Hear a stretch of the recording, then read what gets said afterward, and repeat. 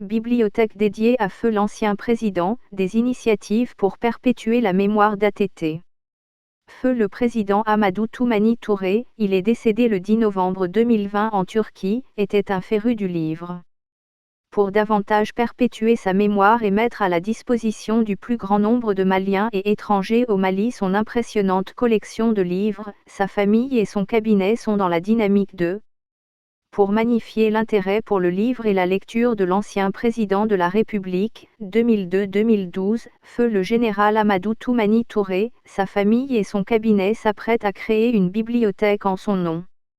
Une source proche du dossier annonce la création imminente de la bibliothèque Amadou Toumani Touré, riche de milliers d'ouvrages, allant des discours qu'il a prononcés aux livres classiques ou de vulgarisation en passant par les biographies d'hommes célèbres et des ouvrages d'actualité. Selon nos informations, les chercheurs, étudiants et lecteurs anonymes devraient pouvoir très bientôt faire immersion dans la carrière d'ATT, à travers notamment la mise à leur disposition du recueil de ses discours politiques. Le tome 1 de ce recueil concerne justement la période allant du 8 juin 2002 à mai 2006.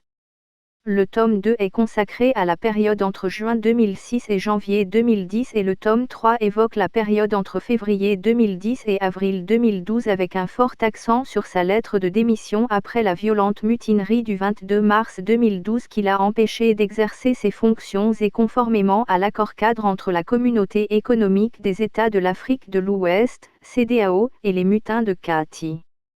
Il convient de rappeler que la création de la bibliothèque Amadou Toumani Touré ne vient pas ex nihilo.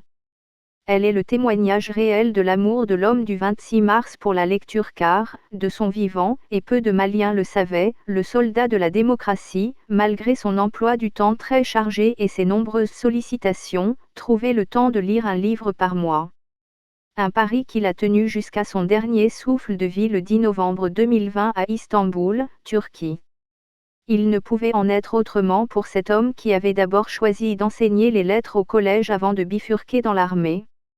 L'école normale secondaire, ENSEC, de Badalabougou qu'il a fréquentée à la fin des années 1960 avant d'intégrer l'école militaire interarmes, EMIA, de Kati, trônant sur la colline du savoir, était un bouillon de culture où il fallait lire, vivre des expériences indirectes par ce biais, pour tirer son épingle du jeu dans les discussions passionnées entre camarades.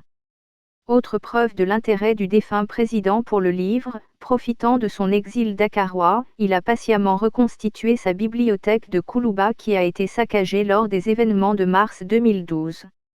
On le savait soldat, politicien, sportif, ami des enfants, bâtisseur de la nation, mais peu de Maliens savaient que ATT était grand amoureux des belles lettres. Décidément, on n'en finira pas de découvrir l'homme multidimensionnel. Source aujourd'hui Mali.